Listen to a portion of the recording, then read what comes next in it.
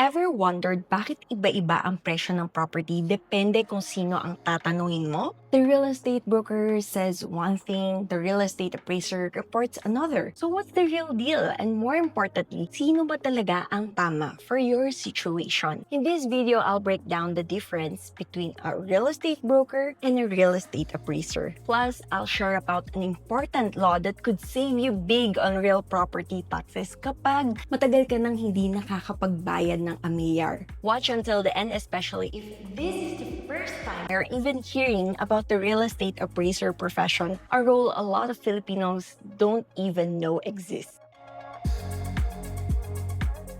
Quick definition first. Para simple, a real estate broker helps you close the deal. A real estate appraiser enables you to know the property's value. Ganun lang kasimple ang difference. Pero syempre, let's dig deeper. Let's start with the real estate broker. A real estate broker acts as the bridge between sellers and buyers, guiding the entire transaction to make sure it is safe, legal, and fair for both parties. The core work of a real estate broker is negotiation and mediation, helping you buy, sell, lease, or exchange property and managing the entire process from start to finish. And because that's such a wide scope of work, sa totoo lang, sobrang daming ginagawa ng isang broker. Hindi lang laway ang puhunan dito. That's why in other countries, the role is split. One broker for the seller and another broker for the buyer. A listing broker helps set a realistic price. Hindi sobrang taas na hindi mabenta at hindi rin sobrang baba na lugi ang may-ari. They market the property, negotiate offers, and manage all the documents until ownership is officially transferred. On the other hand, a buyer's broker searches for properties and schedules viewings. Sila yung naghahanap ng options na pasok sa budget at needs. Tapos, sila rin ang nag-aasikaso ng site visits para makita mismo ang property. They negotiate with the seller or listing broker para makuha ang best deal, check due diligence documents para siguraduhin na malinis at legal ang property, and even guide buyers through financing and paperwork like bank loan applications. In short, the buyer's broker is fully on the buyer's side, habang yung listing broker nakafocus sa seller. Think of it like going to court. You have one lawyer for the plaintiff and another for the defendant. Magkaibang role, magkaibang loyalty, pero parehong mahalaga para maging patas yung proseso. Now, here in the Philippines, it's not always that simple. Since we don't have an MLS or multiple listing service system, brokers need to hustle harder. Kailangan maghanap ng listing sa iba't ibang platforms, makipag-network, at mag-cross-check ng information on our own. Lahat manual. Unlike in the US where sellers agents and buyers agents are very clear,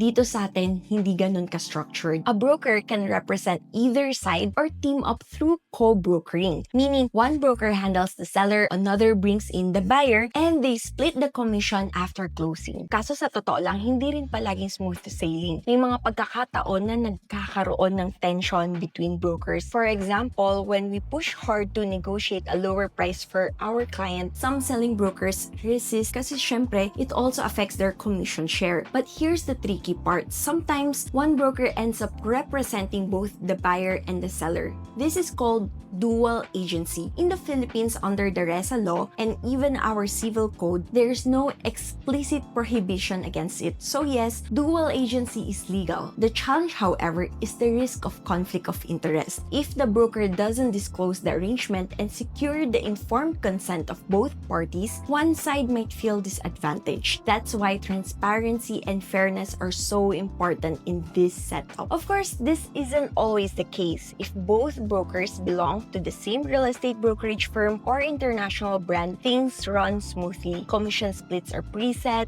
buyers versus seller roles are clearer, and systems for training, compliance, and collaboration are already in place. Independent brokers like me are not tied to a single franchise or brokerage firm. But that doesn't mean we're at a disadvantage. We just operate differently. We build networks across firms, collaborate widely, and rely on professional relationships across the industry. And to be honest, some of us would love to focus on being pure buyer's agents, 100% dedicated to protecting the buyer's interest. Pero dito sa Philippines, that's easier said than done. Here's why. Number one, it's not common practice for buyers buyers to pay their agent directly. Kung nakaasa lang sa komisyon na manggagaling sa seller, paano makaka-negotiate ng todo for the buyer? May built-in conflict of interest. Number 2, income isn't guaranteed when you're working with buyers only. Kahit may perfect match, kung ang listing ay hawak ng unlicensed or illegal agent, madalas ayaw nilang makihati sa commission, where some owners use this as a loophole. They can legally run away from paying any commission at all since their deal is with an unlicensed agent, leaving the buyer's broker with nothing despite all the work. Number 3, gray areas in co-brokering. Even among licensed brokers, there can be hesitation to split fairly, lalo na kung maliit lang ang commission or if one side feels they did more of the work. Some also set arbitrary terms that are not always transparent, which leaves the buyer's broker with less bargaining power. Number 4, time and legwork without clear compensation. Madalas may lalapit at sasabing, I want to buy a condo, house, or lot for investment, pero hindi pa rin klaro kung ano talaga ang gusto ng buyer. And while clients often expect to be assisted for free, the reality is research, networking, site visits, negotiations, and paperwork all take time. Without a clear structure for compensation, a buyer's agency becomes hard to sustain. And this isn't just a Philippine issue. Across Southeast Asia, Malaysia, Thailand, Indonesia, and Vietnam, the seller pays commission model dominates. Kaya bihira rin ang pure buyer's agents. Singapore is a bit of an outlier with clear separation of rules. Pero most of the time, seller pa rin ang nagbabayad ng commission. For those of you who may have encountered the ABR or Accredited Buyer's Representative and SRS or Seller Representative Specialist designations, it's not a license but a credential from NARS. So if you come across a Filipino broker with ABR or SRS, it means they've invested in international training to strengthen their buyer or seller representation skills. Okay, beyond the main roles of listing broker or buyer's broker, ano pa ba ang ibang ginagawa? Brokers also manage PRC accredited real estate salespersons under their supervision, meaning sila ang nag-oversee ng team na tumutulong sa pagbebenta, paghahanap ng kliyente in compliance with PRC rules. They often work with developers para ibenta ang mga bagong projects like pre-selling condominiums or subdivision units. Brokers also help banks sell foreclosed properties. They can help lease a client's property. For example, kung may landlord na gustong magpaupa ng condo o commercial space, the broker can market that property and look for a qualified tenant, then handle the negotiation and paperwork. Brokers sometimes provide a broker's price opinion, which is an informal estimate of property value based on market knowledge and experience to guide a seller or buyer. They coordinate inspections if the buyer requests a structural check, electric inspection, or permit inspection before closing a deal. They educate clients about taxes and transaction costs like capital gains tax, documentary stamp tax, transfer fees, and even association dues. They assist in preparing documents like the reservation agreement, offer to buy, or memorandum of agreement. Basically,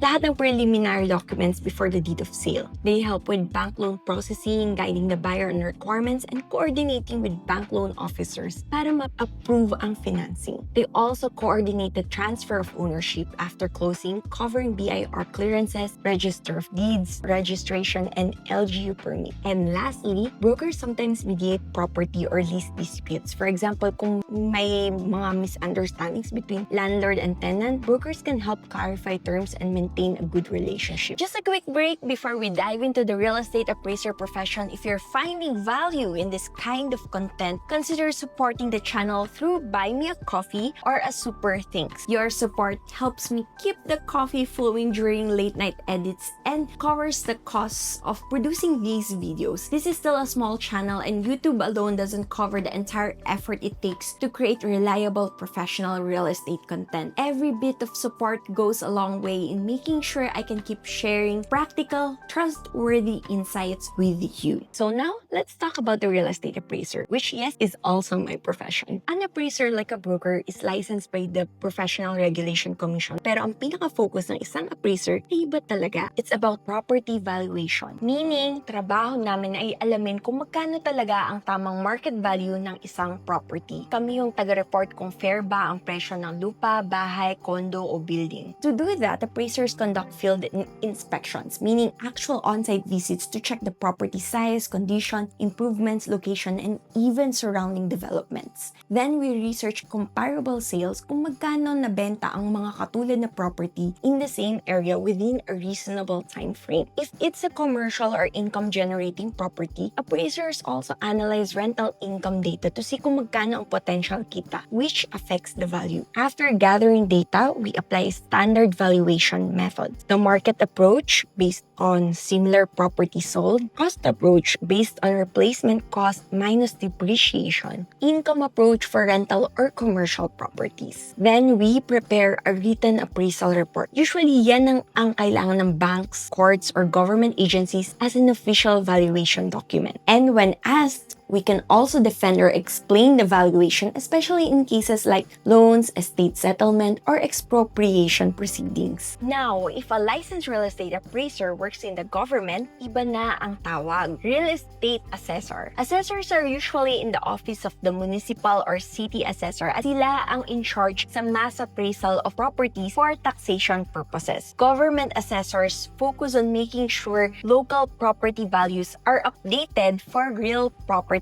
tax collections. Speaking of appraisers, our work is also evolving because of new laws. Recently, we now have the Real Property Valuation and Assessment Reform Act, or RPVARA. Under this law, the government will create a Real Property Information System, or RPIS, basically a national database of all real property transactions, sales, leases, mortgages, transfers. Unlike before na bawat LGU may sariling schedule of values, this system makes valuations uniform, transparent, and predictable nationwide. For appraisers, this means more reliable data and clear standards to follow. For clients, whether you're a homeowner, buyer, or investor, this means property valuations will now be clearer and fairer. For example, let's say you're buying a vacant lot along the boundary of Quezon City and Caloocan. Quezon City might assess your lot at 20,000 pesos per square meter, while Caloocan could peg it at 15,000 pesos per square meter. Same property, pero magkaiba ang valuation depending on which side you ask. Nakakagulo at nagdudulot ng confusion sa buyers at sellers. With the RPVARA in place, LGUs will follow a uniform valuation framework under the Philippine Valuation Standards, and all data feeds into the National Real Property Information System. So whether your lot falls under QC or Caloocan, the valuation is consistent, fair, and transparent, whether for taxes, loans, or selling. In practice, this means no more conflicting numbers. As a buyer, you'll have a clearer idea of a property's assessed value, which helps you budget better, negotiate smarter, and even secure a bank loan more smoothly since the valuation data is standardized and reliable. Here's some good news for property owners. Kasama sa batas na to ang 2-year amnesty program for unpaid real property taxes on properties with dues before July 2024. What does that mean? Kung may bahay o lupa ka na matagal nang hindi nababayaran ang amilyar, pwede mo na tong bayaran ng walang mabigat na mga penalties at surcharges. Ang babayaran mo lang ay yung basic tax. It's a chance to start fresh and update your property taxes without being buried by old penalties. Ito, practical example. Let's say may lote ang pamilya ninyo na naiwan ng lola o lolo pero 10 years nang hindi nababayaran yung amilyar. Normally, aside from the back taxes, sobrang laki na rin ng penalties. With this amnesty, pwede mong ayusin at bayaran lang yung principal tax. Waive na ang penalties as long as you settle within the 2-year window. Malaking tulong to lalo na sa mga pamilya na may minanang lupa o bahay na matagal nang hindi nababayaran ang amilyar. This is a national program pero LGUs ang mag-i-implement. So kung interesado ka, go to your city or municipal assessor's office and ask how to apply. So ayan, that's a glimpse of what I do as a licensed real estate broker and appraiser. Kaya medyo challenging din minsan pagsabayin ng real estate vlogging and my professional practice. After everything we discussed, the big question is, kailan mo tatawagin ang broker at kailan mo tatawagin ang appraiser? Call a broker kapag gusto mong ibenta ang property mo, bumili ng property, magpa-rent o kung gusto mong may tumulong mag-manage ng transaction from start to finish. Typical clients who call a broker include property owners selling a house, condo, or land, buyers including OFWs looking for a property, landlords looking for tenants, real estate investors who want to acquire or dispose of assets, developers selling new projects, banks liquidating foreclosed properties. Call an appraiser kapag gusto mong malaman ang fair market value ng property mo, whether for selling, buying, taxation, bank loan, legal disputes, estate settlement, or expropriation. Typical clients who call an appraiser include banks and lending institutions,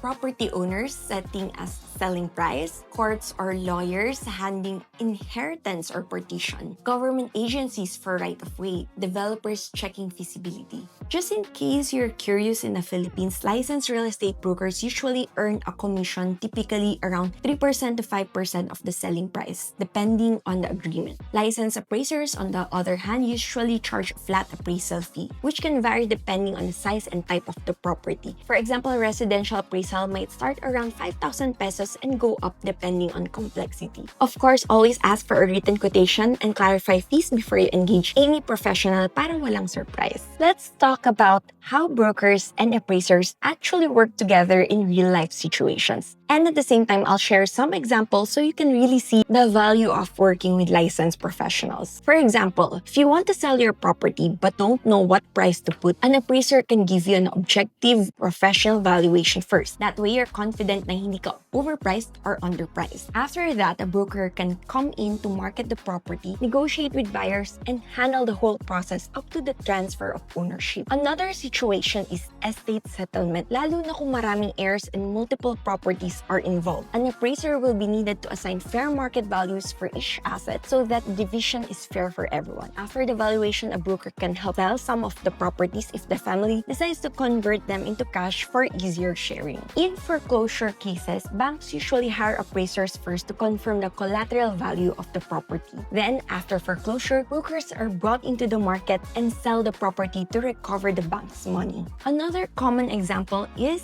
commercial leasing. Let's say you own a commercial building and want to lease it out. An appraiser can help you set a fair rental rate based on market data, while a broker can then handle finding tenants, negotiating lease terms, and preparing agreements. In these cases, makikita mo talaga na magkaibang role pero complementary. The appraiser protects you through an objective valuation. The broker helps you execute your transaction and close the deal. But one very important reminder, if an individual holds both licenses, like me as a licensed broker and licensed appraiser, we cannot act as both for the same transaction. That's a conflict of interest because appraisers are required to stay objective and impartial. If, for example, I am also brokering the same deal, the appraisal could be challenged for bias. So yes, we can have both licenses, but we must choose only one hat to wear for a given client in a specific transaction. I hope it's clearer now how a real estate broker is different from an appraiser, when to call each one, and how they work together to make property transactions more secure and reliable. Here's my simple reminder. If we give respect to doctors, lawyers, engineers, and other professionals for their professional service, why shouldn't we do the same for licensed real estate brokers and appraisers? Because truthfully, this work isn't just about selling or crunching numbers. It's about safeguarding one of the biggest financial decisions of your life. Behind every site visit, valuation, negotiation, and pile of paperwork is effort and expertise already invested long before any commission or professional fee is earned. So next time you deal with a licensed real estate professional, remember this: be transparent with your intentions, value their work, and recognize the protection they bring to your transaction. At the end of the day, whether it's a real estate broker guiding you through the buying or selling process, or a real estate appraiser ensuring accurate valuation, our role is the same: to make sure your real estate journey is safe, legal, and fair. Remember, always work with licensed professionals, whether a broker or an appraiser, to be protected legally, ethically, and financially. If you find content like this helpful, you can buy me a coffee through the link below. sobrang laking tulong na yan para makapag-produce pa ako ng mas maraming educational videos for you. If you learned something today, please don't forget to like, subscribe, and hit the notification bell so you don't miss out on my next video. If you have any questions, feel free to comment below. I'm happy to help. I'm Mian Clemente, a licensed real estate broker and appraiser, and this is Own Property PH. See you in the next one. Bye!